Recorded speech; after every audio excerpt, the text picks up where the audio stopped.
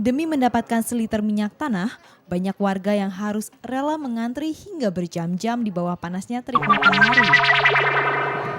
Ya, pemandangan seperti ini sudah tak asing lagi terlihat selama 3 minggu terakhir. Kelangkaan minyak tanah hampir terjadi di semua wilayah di ibu kota. Pengennya ya jangan susah kayak begini, terus murah harganya. Lagi pula kita juga pernah takut katanya nanti puasa nggak ada minyak, terus barangnya nggak ada karena mahal juga di warung. Tuh, iya. Begitulah keluh kesah warga akan semakin langkanya minyak tanah di Jakarta. Kelangkaan minyak tanah dari hari ke hari makin menambah penderitaan rakyat saja. Demi mendapatkan seliter minyak tanah, banyak warga yang harus rela mengantri hingga berjam-jam di bawah panasnya terik matahari. Karena keterbatasan pasokan, harga minyak pun kini mengalami kenaikan yang lagi-lagi memberatkan masyarakat. Sementara itu, solusi penggunaan bahan bakar gas yang ditawarkan pemerintah masih belum bisa diterima masyarakat. Ya berat biayanya, nggak cover buat itu beli. Iya pakai minyak tanah aja. Hal serupa juga dirasakan oleh para pedagang makanan. Kelangkaan minyak tanah akhir-akhir ini amat berpengaruh terhadap pendapatan seperti yang dialami Depan, pemilik warung makan. Nggak puyeng kalau nggak ada minyak. Nggak beralih ke gas aja. Orang saja orangnya takutan, kalau pakai gas kan katanya bahaya gitu. Tak hanya itu, pembelian minyak tanah ini pun harus dibatasi. Setiap orang mendapatkan jatah sebanyak 4 liter saja dengan harga Rp2.250 per liternya.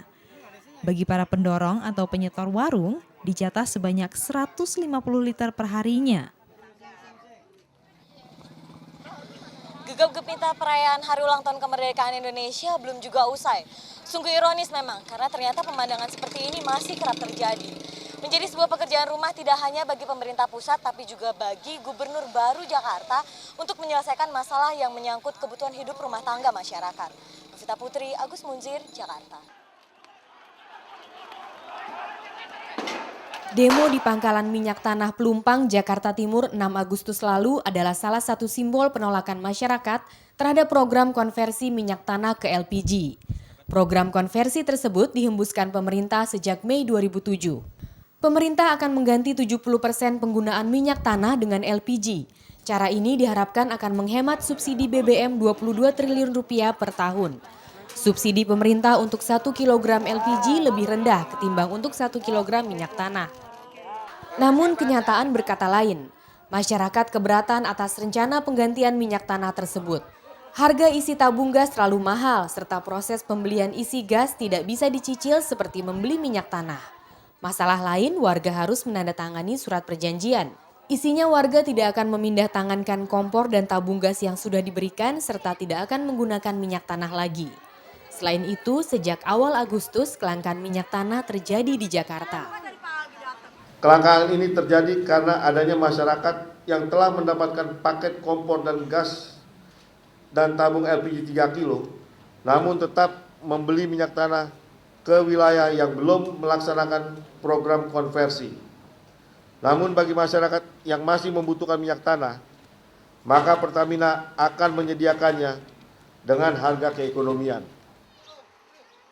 Apalagi tidak semua warga kebagian kompor gratis. Salah satunya di Kelurahan Cipinang Muara, Jatinegara, Jakarta Timur. Sampai saat ini mereka masih menanti kompor gas yang dijanjikan. Nah, untuk barangnya sendiri, kompor gas dan tabung gasnya sendiri sudah tersedia atau belum nih Pak? Belum, sampai ini belum. Baru katanya aja. Sampai detik ini memang belum turun sih. Tapi minyak tanahnya Udah sulit, minyak tanah udah sulit sekarang ini. Kenyataan ini seharusnya mendapatkan perhatian lebih pemerintah. Karena program konversi ternyata masih mandek di lapangan. Jadi wajar saja jika masyarakat mulai resah. Di saat kompor gas yang dijanjikan secara gratis belum di tangan, namun keberadaan minyak tanah mulai langka. Sementara kebutuhan sehari-hari terus mendesak.